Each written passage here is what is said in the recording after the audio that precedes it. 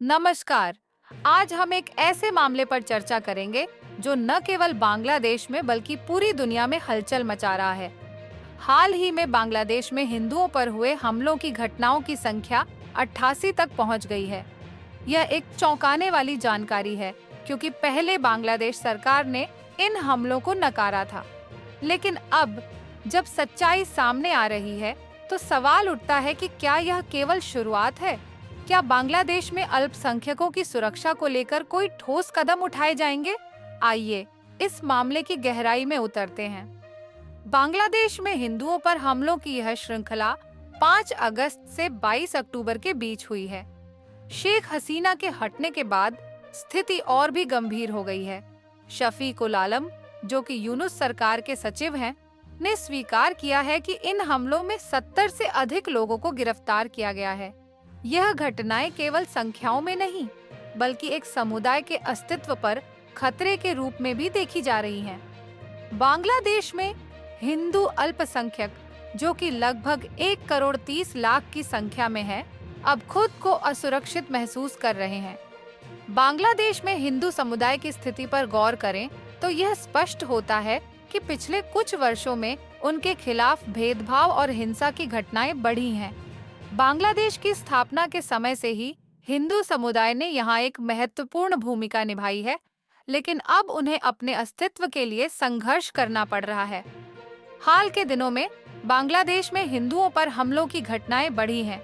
SP वैद्य ने कहा है कि अल्पसंख्यकों की सुरक्षा सुनिश्चित करना सरकार की जिम्मेदारी है। लेकिन क्या बांग्लादेश की सरकार वास्तव में इस जिम्मेदारी को निभा रही है? प्रदर्शनकारियों का गुस्सा केवल बांग्लादेश तक सीमित नहीं है, बल्कि यह भारत, लंदन और टोरंटो जैसे शहरों में भी फैल गया है। लोग सड़कों पर उतरकर न्याय की मांग कर रहे हैं। ममता बनर्जी, पश्चिम बंगाल की मुख्यमंत्री, ने भी इस मुद्दे पर अपनी आवाज उठाई है। उन्होंने जगन्नाथ मंदिर में जाकर बांग्लादेश में हो रही हिंसा के खिलाफ विरोध किया।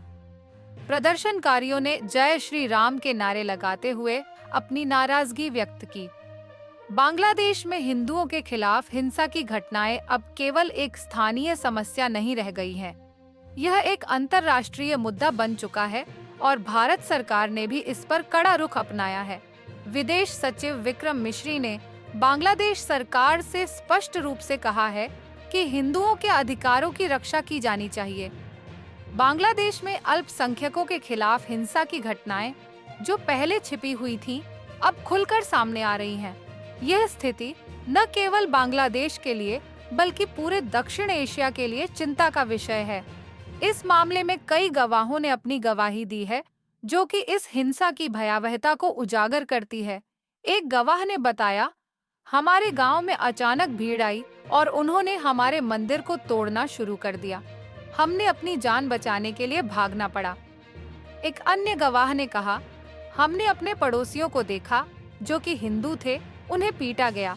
यह सब कुछ बहुत डरावना था। इन गवाहियों से यह स्पष्ट होता है कि बांग्लादेश में हिंदू समुदाय को किस प्रकार के खतरों का सामना करना पड़ रहा है। इस हिंसा की घटनाओं पर अंतर्राष्ट्रीय समुदाय की प्रतिक्रिया भी महत्वपूर्ण है। कई देशों ने बांग्लादेश सरकार से अपील की है कि वह अल्पसंख्यकों की सुरक्षा सुनिश्चित करे। संयुक्त राष्ट्र और मानवाधिकार संगठनों ने भी इस मुद्दे पर चिंता व्यक्त की है।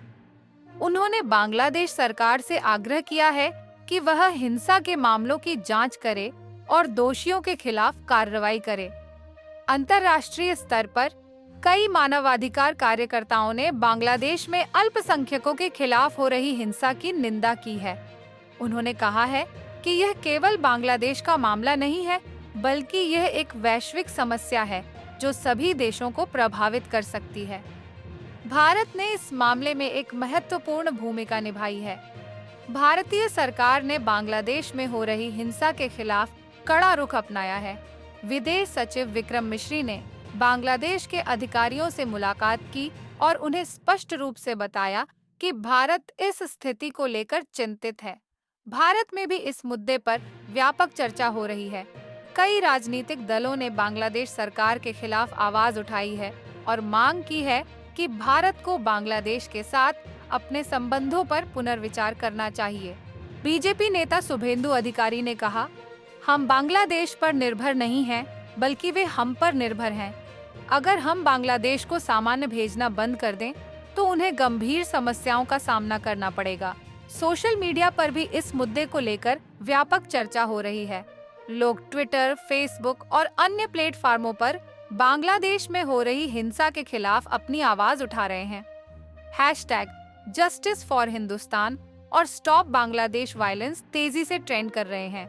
इससे यह स्पष्ट होता है कि लोग इस मुद्दे को लेकर जागरूक हो रहे हैं और वे चाहते हैं कि सरकार इस पर कार्रवाई करे। हम आपसे अपील करते हैं कि इस मामले पर अपनी राय साझा करें। क्या आपको लगता है कि बांग्लादेश सरकार इस स्थिति को संभालने में सक्षम है? क्या हमें और अधिक अंतर्राष्ट्रीय दबाव डालने की आवश्यकता है? कृपया इस वीडियो को लाइक करें, सब्सक्राइब करें और अपने विचार कमेंट में साझा करें। आइए हम सब मिलकर न्याय की इस लड़ाई में एकजुट हों। इस मामले में कई सवाल अनुत्तरित हैं। क्या बांग्लादेश में अल्पसंख्यकों की सुरक्षा सुनिश्चित की जाएगी?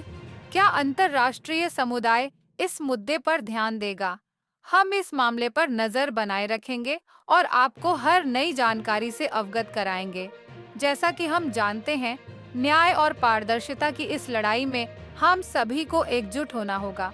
यह केवल एक समुदाय का मामला नहीं है, बल्कि यह मानवता का मामला है। हमें यह सुनिश्चित करना होगा कि सभी को समान अधिकार और सुरक्षा मिले।